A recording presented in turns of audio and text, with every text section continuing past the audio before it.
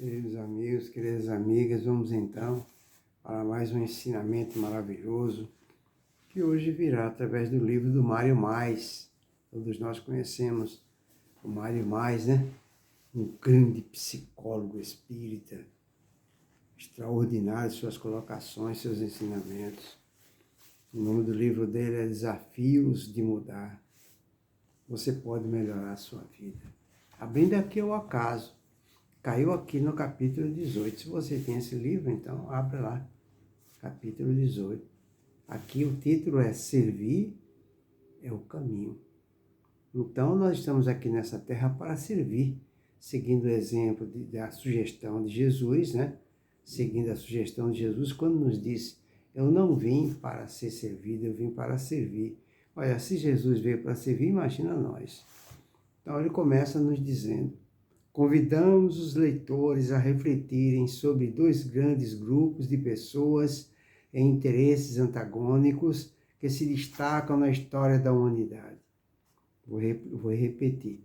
Convidamos os leitores a refletirem sobre dois grandes grupos de pessoas em interesses antagônicos que se destacam na história da humanidade. De um lado, criaturas que querem poder, prestígio, dinheiro, não hesitando em afrontar e enfrentar quem se opõe em seu caminho.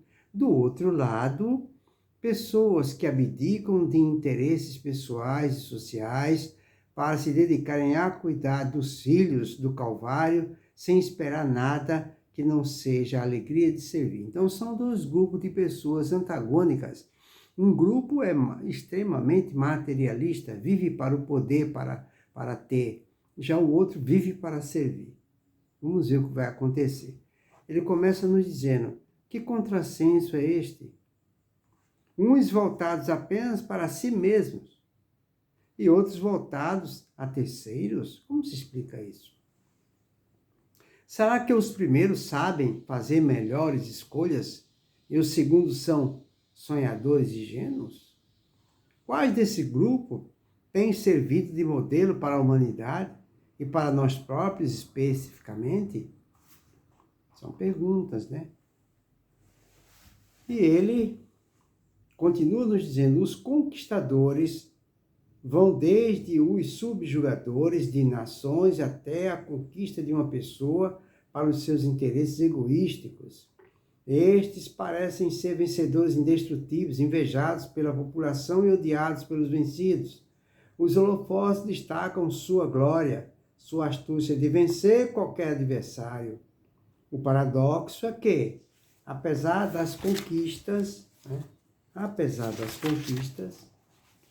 dos aplausos, o sujeito não se sente saciado, plenificado, apaziguado, vitorioso. A inquietação interna continua porque todos os seus movimentos foram impulsionados por seu egoísmo e pelo orgulho doentio que nunca se aplaca. Dentro dessa lógica sem lógica de ter para se realizar, cria-se a fantasia de que quanto mais se tem, mais bem-sucedido se é. Será que é verdade? Então vamos continuar.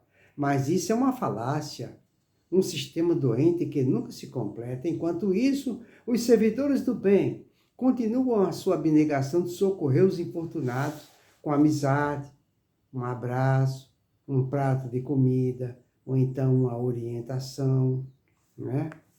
Apesar do cansaço, das dificuldades, se sentem alegres, joviais e entusiasmados. Acontece algo dentro deles, que a fortuna e os aplausos não se igualam. É o benfeitor Lísias, quem ao explicar a André Luiz a respeito das virtudes do amor, nos esclarece 2 pontos. Quando nos reunimos aqueles a quem amamos, ocorre algo de confortador e construtivo em nosso íntimo. É o alimento do amor, tá vendo? Então, o grupo de pessoas que vive para servir, quando eles se encontram, um alimenta o outro com as energias do amor, porque existe lealdade, existe amizade, né, entre eles, né?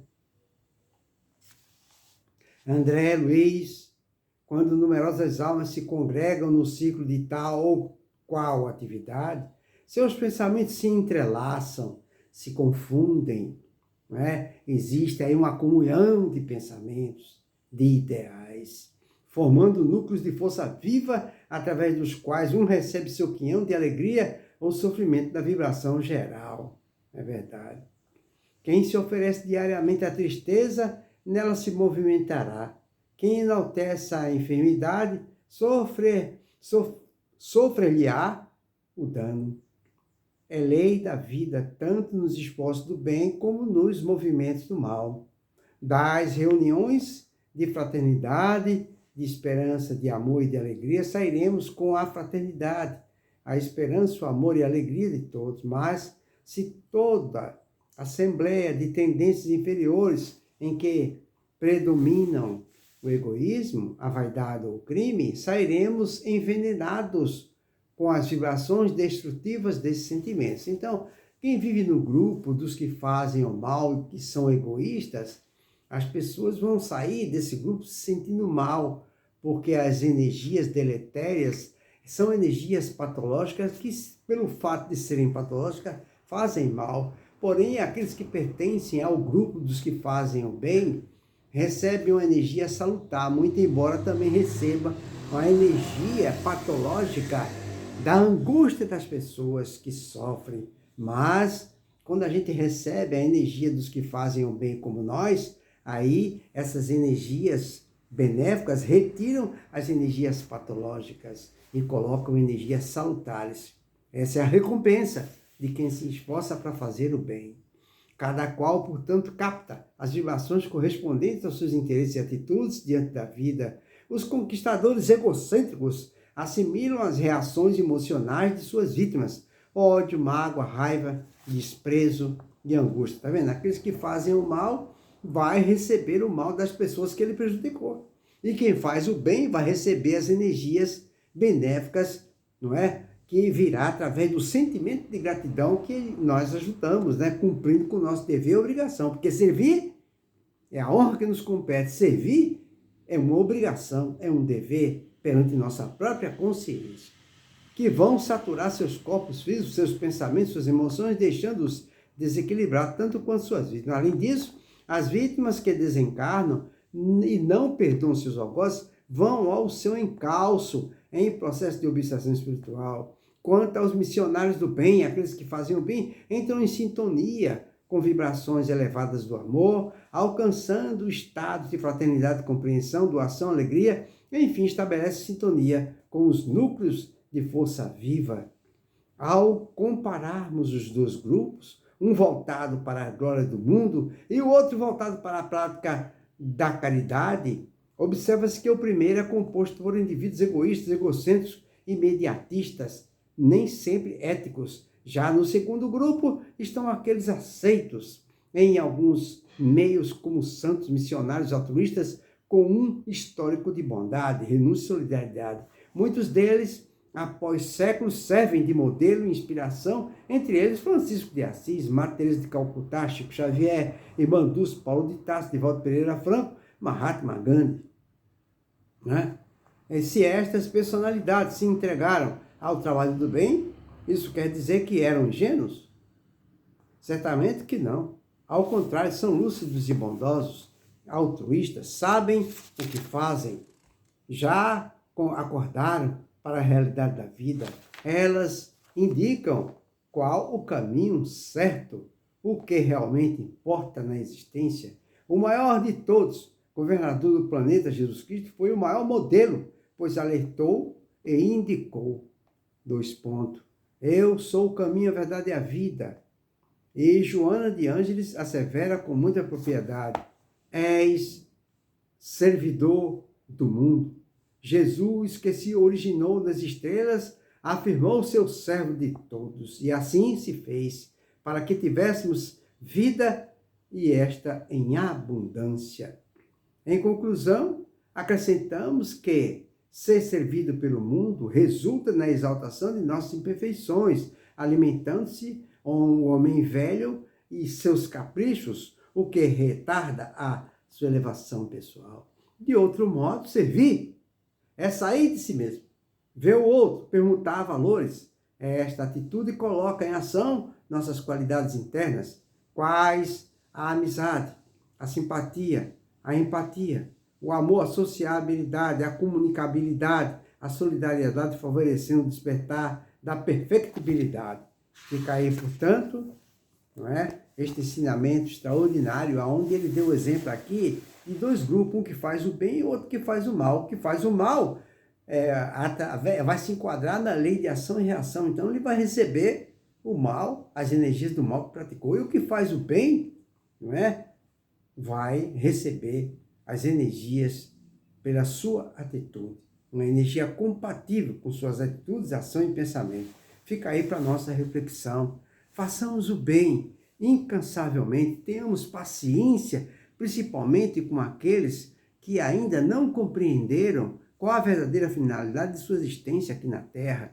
São ignorantes, são ingratos, são estúpidos, são violentos e agressivos. Essas pessoas, se alguma delas convivem conosco, temos que entender que esse encontro não foi casual. Esse encontro foi intencional e Deus permitiu para que dessa forma, em contato com essas adversidades, eu possa evoluir e crescer. E eu só vou evoluir e crescer quando eu me utilizar da empatia, não é? Da solidariedade, da caridade, da paciência, da tolerância, da transigência com essas pessoas que são de comportamento difícil, né? Através de uma luta baseada numa resiliência, né? A pessoa dá um tapa, a gente dá outra face, e aí a gente vai evoluindo. Eu só consigo evoluir em contato com essas pessoas ignorantes. Porque como é que nós podemos evoluir convivendo com pessoas que não nos dá problema, nos elogia e faz tudo o que a gente quer? Não, não se evolui assim.